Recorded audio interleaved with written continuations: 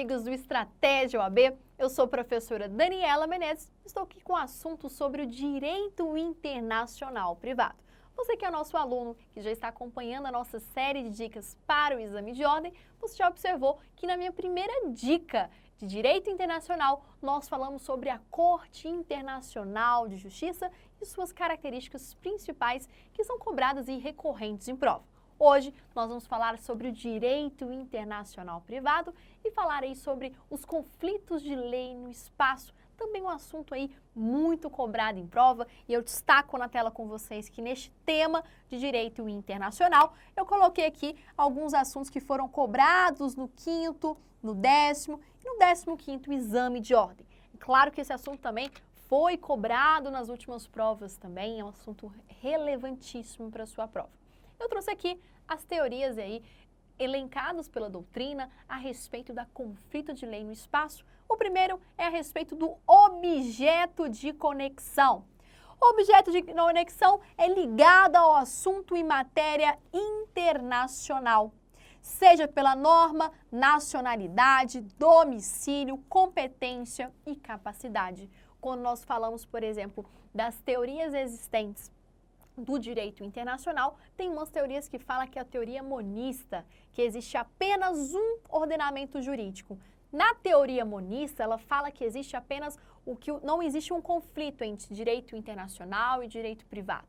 Mas a teoria que prevalece é a teoria dualista que nós adotamos, que é o que? Olha, existe sim a distinção aí do direito internacional privado do direito internacional público para o privado, o ordenamento do próprio Estado, as leis internas do Estado. Então, para entrar uma norma internacional no Brasil, eu preciso de um procedimento, né? A mesma coisa que nós falamos aí dos tratados internacionais. Como que é o processo de incorporação no Brasil, que é com base na teoria dualista, tá ok?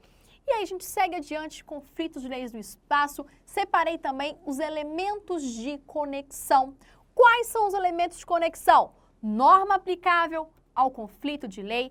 Exemplo, lá na lei de introdução às normas do direito brasileiro, predomina aí o domicílio do agente, da pessoa em si. Então, a regra que nós temos para falar é a regra do domicílio, que as partes podem, por exemplo, eleger o elemento de conexão que mencionamos, desde que observado as leis internas. Avanço mais um pouquinho.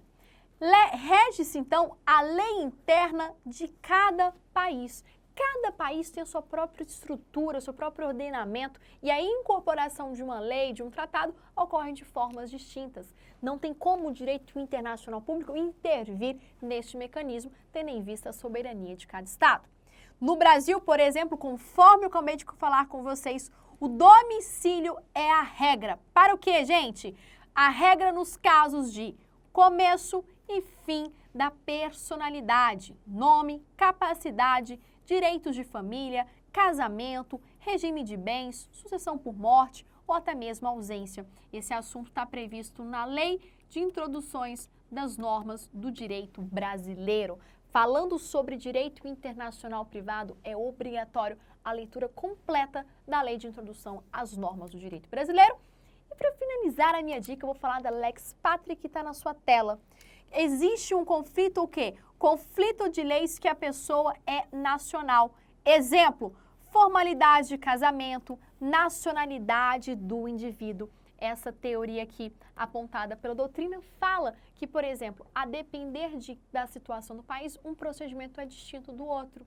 Podemos falar dos bens imóveis no Brasil. Quem tem a competência para resolver qualquer litígio envolvendo bens imóveis? Somente o Brasil. E trata-se de uma competência privativa. Não existe uma competência concorrente. Se eu tenho um casal, um estrangeiro e um brasileiro se divorciaram, como que vai ficar os bens no Brasil? Quem decide é a legislação brasileira. Não há que se falar em competência concorrente ou que a legislação estrangeira seja mais favorável. Tudo bem? Então essa é a minha dica. Uma curta dica aqui, bem relevante para a sua prova, sobre direito internacional privado e que vale e recomendo a leitura para você aprofundar na Lei de Introdução às Normas do Direito Brasileiro. É isso, meus amigos. Bons estudos para vocês. Continue com essa preparação, com esse se esforçando cada vez mais rumo à sua carteirinha vermelha. Conte comigo na sua trajetória e vamos juntos!